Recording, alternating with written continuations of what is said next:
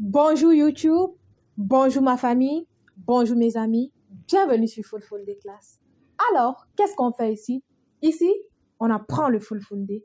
Ici, on apprend l'histoire de nos pères parce que c'est notre histoire, c'est notre identité culturelle. Ne dit-on pas généralement qu'un homme sans culture est considéré comme un arbre sans racines? Lorsque tu as tout perdu, la seule chose qu'il te reste, c'est ta culture. Le but donc est de sortir de la culturation. Si toi également tu veux faire partie de cette belle aventure, je te félicite, bienvenue une fois de plus, tu es au très bon endroit. Mais avant, clique sur le bouton s'abonner et clique sur la petite cloche de notification pour que YouTube te notifie chaque fois de l'apparition d'une nouvelle vidéo.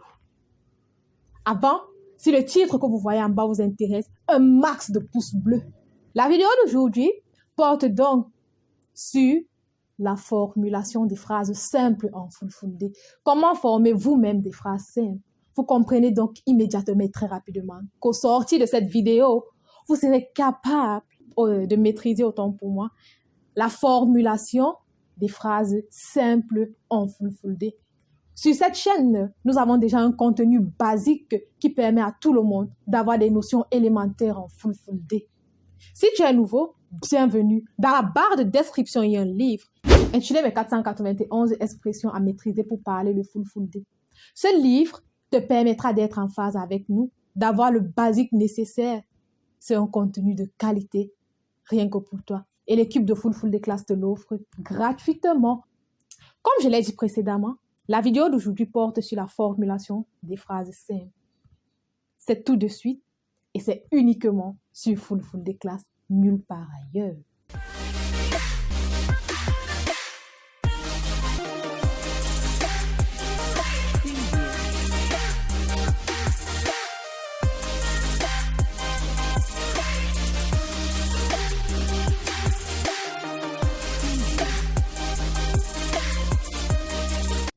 Derɗiraaɓe am tedduɓe yiɓɓe Fulfulde, on gettama, on yilanama hayruji ɗuɗɗi, on jaɓɓama ha nder suudu jangin Fulfulde. Dans cette nouvelle vidéo, nous parlerons de comment formuler des phrases simples, des techniques élémentaires basiques. Le Fulfulde est donc une langue qui respecte des règles grammaticales. Toutes les règles grammaticales sont respectées en Fulfulde. Pour ceux qui ne sont pas encore abonnés, faites-le maintenant avant qu'on entre dans le vif du sujet. Déjà, qu'est-ce que c'est qu'une phrase en français? D'aucuns nous disent que la phrase c'est le sujet, verbe, complément. C'est ce qui forme une phrase. Sujet, verbe, complément. La phrase est composée donc dans un ordre logique et chronologique afin d'avoir un bon sens. Un ordre logique, parfois chronologique, qui permet d'avoir un bon sens, exprimant ainsi l'action que nous sommes en train de faire ou l'état dans lequel nous sommes. Aujourd'hui donc, nous parlons de la phrase simple en Full Day.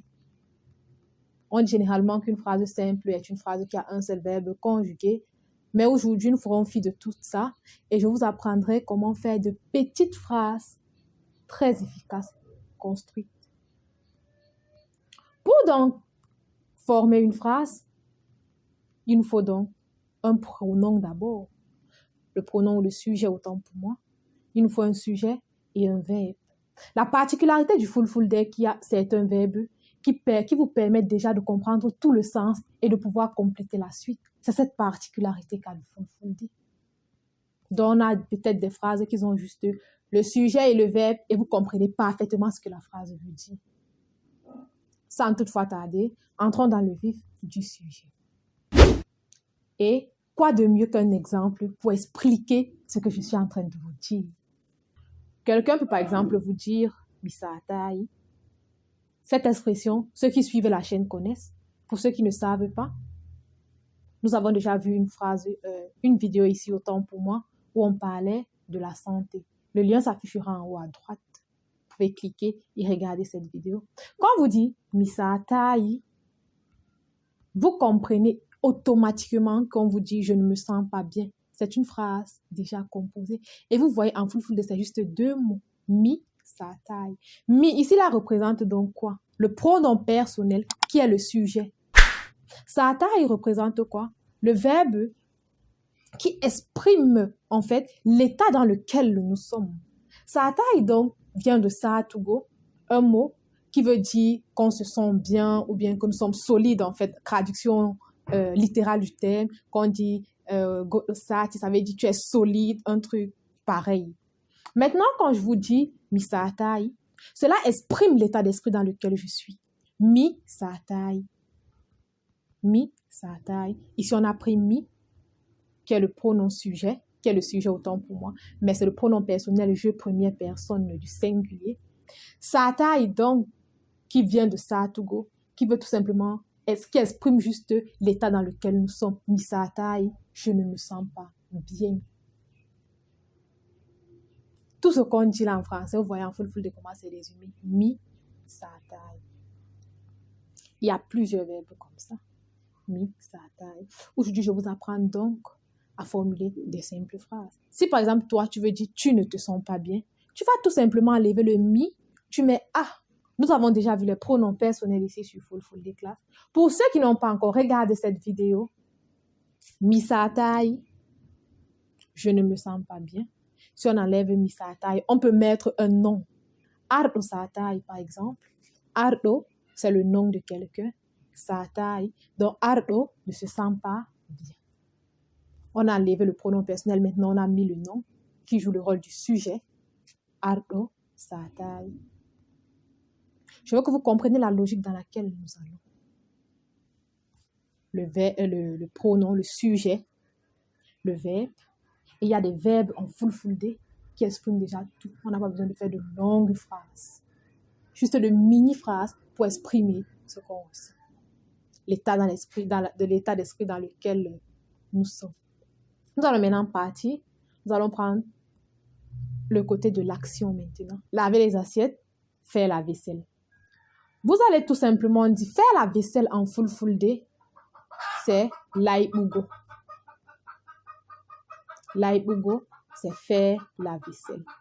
Laibol, c'est la vaisselle. La vaisselle.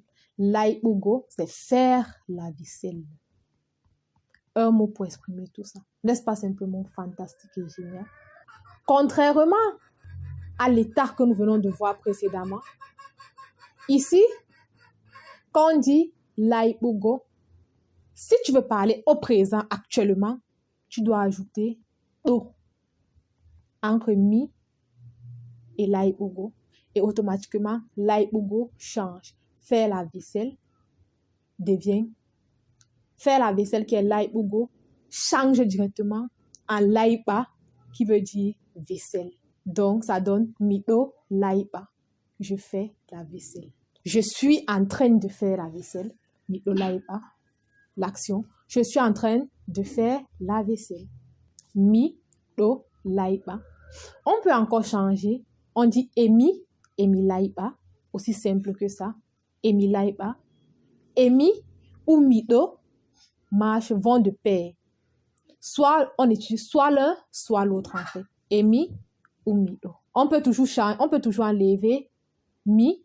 On remplace ardo. Ça donne ardo, do laiba. Ou bien ardo et laiba. Pour dire ardo fait la vaisselle, même chose. Ardo et laiba, ardo fait la vaisselle. Ardo do laiba, ardo fait la vaisselle. La particularité que vous allez maintenant remarquer est que quand vous utilisez le nom, un nom propre au lieu d'un pronom personnel, le et, par exemple, quand on a pris le pronom personnel ici, là c'était emi. Mais vous vous rendez compte que quand on prend plutôt le nom propre, ça donne ardo et. Donc le et vient après le nom propre, pourtant il est avant le pronom personnel. Ardo et laiba, emi laiba, mido, là, c'est donc votre vocabulaire qui va intervenir. Mieux vous connaissez les verbes, plus simples seront vos phrases que vous allez structurer. On va maintenant prendre la troisième personne du singulier, il, dans une phrase structurée toujours, pour expliquer davantage. Odo, dilla, lumo. Odo, dilla, lumo. Odo ici, c'est pour dire que l'action est en train de se poursuivre. Donc, c'est un verbe conjugué au présent de l'indicatif. Donc, Comme on parle là, c'est comme ça que l'action est en train de se produire. Odo dilla lumo, il est en train d'aller au marché. Il est en train d'aller au marché. On peut remplacer par imo dilla lumo pour exprimer, pour aller dans le même état d'esprit. Imo dilla lumo, odo dilla lumo.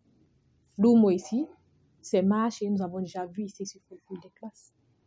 Mais vous voyez qu'en Fulfulde, les phrases sont plus réduites et elles sont plus simples qu'en français. Nous n'avons pas de très longues phrases en Fulfulde parce que comme je l'ai dit précédemment, il y a certains verbes qui expliquent déjà tout en Fulfulde.